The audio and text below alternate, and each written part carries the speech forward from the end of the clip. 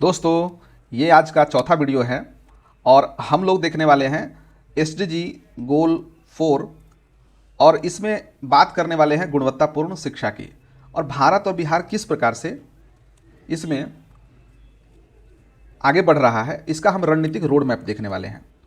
यानी कि जनसांख्यिकी लाभांश डेमोग्राफिक डिविडेंड को वास्तविक आर्थिक विकास में बदलने की कुंजी किस प्रकार से है और किस प्रकार से आगे बढ़ रही है, ये हम लोग देखने वाले हैं। तो आइए देखते हैं।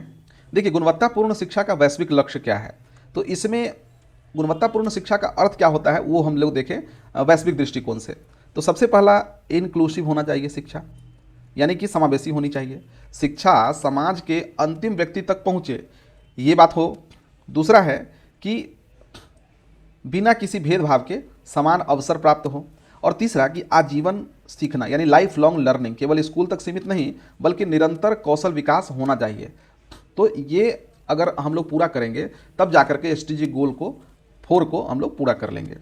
ठीक है, तो आइए किस प्रकार से भारत सरकार इसमें आगे बढ़ रही है इसे हम लोग देखते हैं। तो शिक्षा नीति में ऐतिहासिक बदलाव, पहुंच से परिणाम तक। देखिए,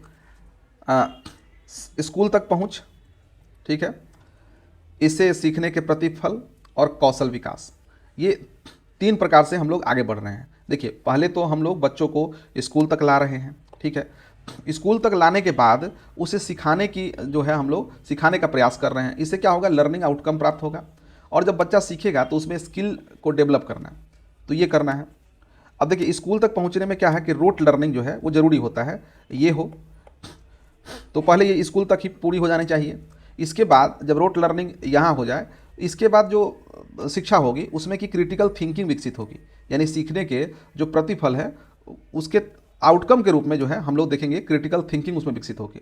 और इसी प्रकार से जब कौशल विकास होगा तब उनमें रोजगार की क्षमता जो है वो आ पाएगी। तो अब थोड़ा सा हम लोग ध्यान दें कि कहाँ कहाँ भारतीय शिक्षा या बिहार की शिक्षा अवरुद्ध हो जाती है, ठीक है, तो वो देखने समझने की बात है। तो एक ब्लूप्रिंट है आपके सामने और इस पर आप जरूर विचार करेंगे कि भारत या बिहार सरकार किस प्रकार कार्य कर रही है और इसका इम्प्लीमेंटेशन किस प्रकार से हो रहा है, इसका उद्देश्य क्या है। तो चलिए आगे बढ़ते हैं। देखिए, भाग 1 राष्ट्रीय दृष्टिकोण देखें, नेशनल विजन। तो ये राष्ट्रीय शिक्षा नीति 2020 के व्यापक दृष्टिकोण के तहत भारत सरकार के कदम। तो इसमें क्या है, नीतिगत ढांचा और स्कूली शिक्षा का समग्र विकास। इसमें क्या है कि नेशनल न्यू एजुकेशन पॉलिसी में, नई शिक्षा नीति में 2020 में देखें तो 10+2 ढांचे की जगह 5+3+3+4 का नया ढांचा ये बनाया जा रहा है। इससे क्या होगा कि रचनात्मकता और कौशल पर जोर होगा, ठीक है। तो ये है। इसके बाद देखिए, निपुण भारत एक योजना यह है भारत सरकार की। इसमें क्या है, इसका लक्ष्य है 2026-27 तक ग्रेड 3 के अंत तक प्रत्येक बच्चे के लिए मूलभूत साक्षरता और संख्यात्मकता। देखिए, मूलभूत साक्षरता का मतलब है उसे साधारण हिंदी इंग्लिश पढ़ने लिखने आनी चाहिए। और दूसरा है कि संख्याओं की जो प्रारंभिक समझ होती है वो बच्चों में होनी चाहिए। ये काफ़ी अच्छी योजना अगर हम देखें तो मुझे लगती है खासतौर पर कि निपुण भारत, इसमें बुनियादी शिक्षा की बात हो रही है। यानी कि शिक्षा का उद्देश्य नहीं केवल कि इनरोलमेंट हो जाए, इसका जो है प्रैक्टिकल जो स्वरूप होता है वो यहाँ देखने को मिलता है। इसके बाद देखिए, भारत सरकार की जो समग्र शिक्षा अभियान है, इसमें क्या है कि प्री स्कूल से लेकर के 12वीं कक्षा तक की शिक्षा के लिए एकीकृत योजना, बुनियादी ढांचा और शिक्षक प्रशिक्षण की बात होती है समग्र शिक्षा अभियान में, ये है। और एक मॉडल स्कूल के रूप में पीएम श्री को विकसित किया जा रहा है। ये न्यू एजुकेशन पॉलिसी 2020 घटकों को प्रदर्शित करने वाले 14,500 से अधिक स्कूलों का अपग्रेडेशन किया था, जिसमें केंद्रीय विद्यालय वगैरह जो है आप देखते हैं कि अब उसका नाम जो है पीएम श्री, तो ये हो गया है। तो इस प्रकार से भारत सरकार जो है यहाँ पर नीतिगत ढांचा और स्कूली शिक्षा का समग्र विकास कर रही है। अब देखिए, डिजिटल शिक्षा, चूँकि बदलता युग है, प्रौद्योगिकियाँ बदल रही है, तो इसमें भारत कहाँ है और किस प्रकार के स्टेप्स ले रही है उसे हम लोग देखें। तो इसे देखें, one nation one digital platform का पारिस्थितिकी तंत्र बनाया जा रहा है। इसमें आप देखेंगे कि एक तो दीक्षा पोर्टल है, इसमें है one nation one digital platform. इसमें होता क्या है कि छात्रों और शिक्षकों के लिए उच्च गुणवत्ता वाली ई अध्ययन सामग्री यहाँ पर प्राप्त हो सकेगी दीक्षा पोर्टल पर। और दूसरा देखें तो स्वयं प्रभा और स्वयं पोर्टल है एक, और स्वयं प्रभा है। तो स्वयं में क्या होता है कि कक्षा 9 से लेकर के स्नातकोत्तर तक के मुफ्त ऑनलाइन कोर्सेज जो है वो यहाँ पर मुहैया कराई जाती है। और फिर स्वयं प्रभा क्या है कि जहाँ पर इंटरनेट की कम पहुँच हो उन क्षेत्रों में समर्पित डीटीएच चैनलों का एक समूह है स्वयं प्रभा। वहाँ पर अब देखिए, अगर आपके पास फ्री डिश डिश है आपके पास या किसी के पास हो तो वहाँ पर जाकर देखिए, जब पूरा चैनल आप जब स्कैन करेंगे तो वहाँ पर स्वयं प्रभा बोल करके बहुत सारे आपको चैनल प्राप्त होंगे।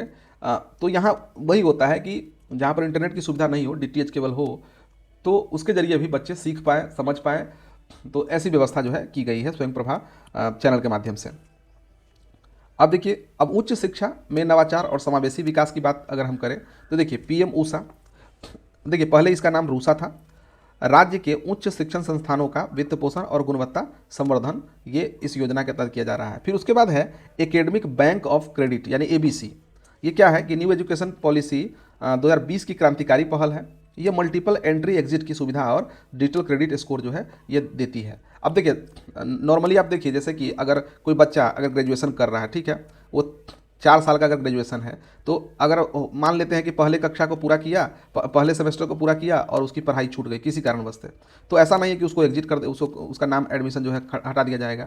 वो यहाँ तक जितने भी उसने पॉइंट्स प्राप्त किए, क्रेडिट प्राप्त किए हैं, वो रहेंगी। फिर आके 2 साल के बाद, 1 साल के बाद अगर चाहे तो फिर आगे कंटिन्यू कर सकता है। तो ये काफ़ी अच्छी पहल है। तो ये है एकेडमिक बैंक ऑफ क्रेडिट्स।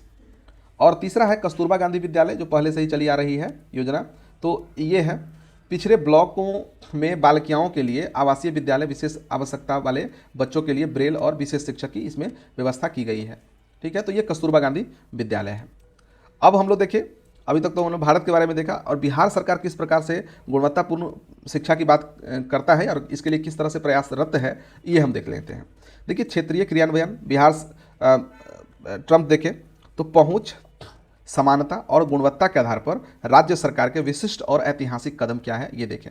तो देखिए, बिहार का मॉडल जो है एक त्रिकोण पर आधारित है, जिसमें कि पहुंच, ठीक है, दूसरा समानता और तीसरा गुणवत्ता, ये बात हो रही है।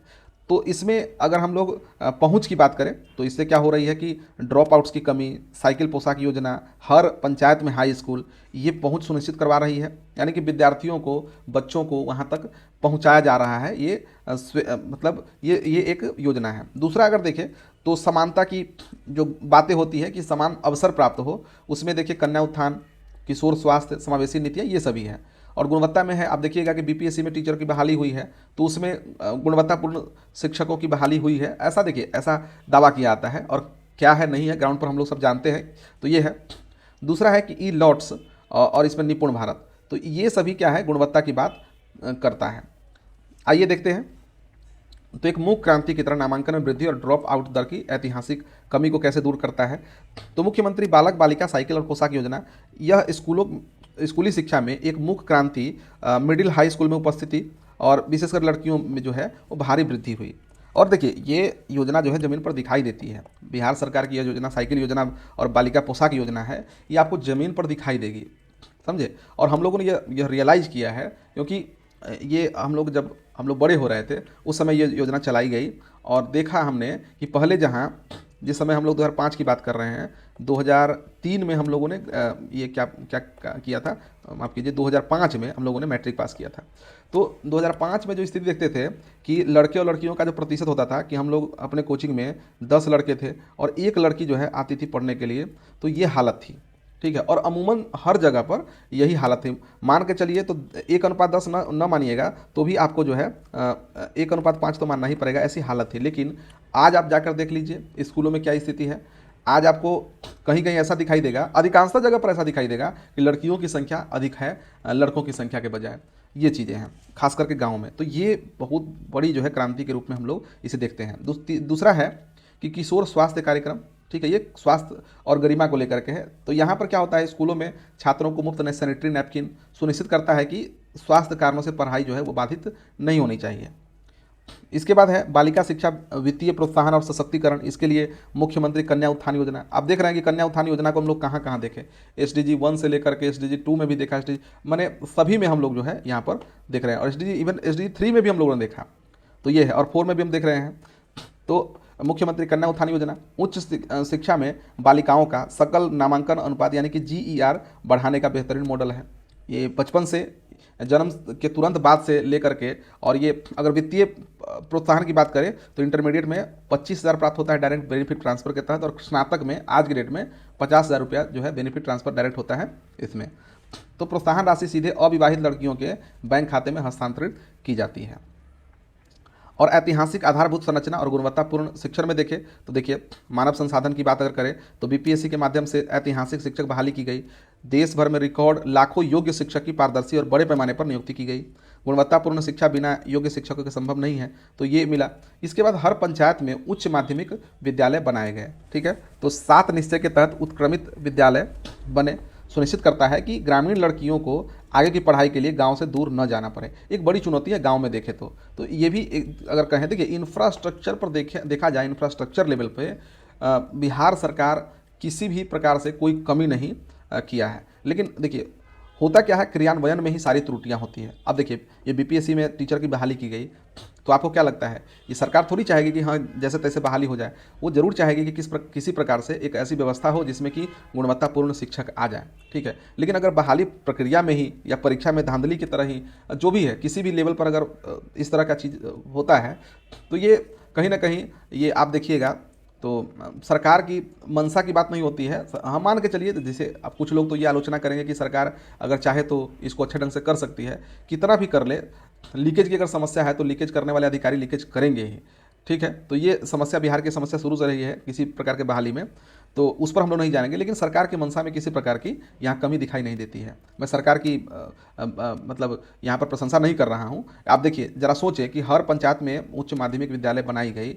आप लोग महसूस नहीं करते, हम लोग रियलाइज करते हैं इस बात को कि मेरे गाँव का जो स्कूल है वो पहले 8वां तक हुआ करता था। ठीक है, 8वां तक हुआ करता था। उसका 9th-10th के लिए हम लोग को जैसे कि आसपास के 2-4 किलोमीटर 5 किलोमीटर दूर जा करके हम लोग को पढ़ना पड़ता था। तो लड़के तो किसी प्रकार से ग्रुप में चले आते थे, लड़कियों के लिए समस्या होती थी। तो लड़कियों की जो पढ़ाई है वो 8वीं तक ही जाके रुक जाती थी। लेकिन अगर सोचिए कि तब फिर बाद में माध्यमिक किया गया तो 10वीं तक बच्चियां जो है पढ़ पाई। आज हम लोग देख लेते हैं कि इंटरमीडिएट तक बच्चे, एक तो अवेयरनेस आ गया है, अब तो शहर में जाके भी बच्चियां पढ़ रही है। गांव में अगर जो पढ़ना चाहे और उसके गार्जियन सक्षम नहीं हो तो गांव में उनकी +2 तक पढ़ाई हो पाती है। तो ये कितनी बड़ी क्रांति है। लेकिन हाँ, उसके इम्प्लीमेंटेशन में जो है अवगुण हो सकता है। तो ये मतलब हम लोग देखते हैं। खैर आगे बढ़ते हैं। युवा सशक्तिकरण और उच्च शिक्षा के अवसर, इसमें है बिहार स्टूडेंट क्रेडिट कार्ड योजना। ये क्या किया जा रहा है कि मेधावी छात्रों के लिए 4 लाख रुपए तक का एजुकेशन लोन मिलता है। हालांकि ये रकम जो है अधिक हो गई है, तो इसे भी आप लोग देख लेंगे। फिर उसके बाद देखिए विशेष लाभ लड़कियों, दिव्यांगों और ट्रांसजेंडर के लिए मात्र 1% ब्याज दर पर ये जो है प्राप्त होता है ये लोन।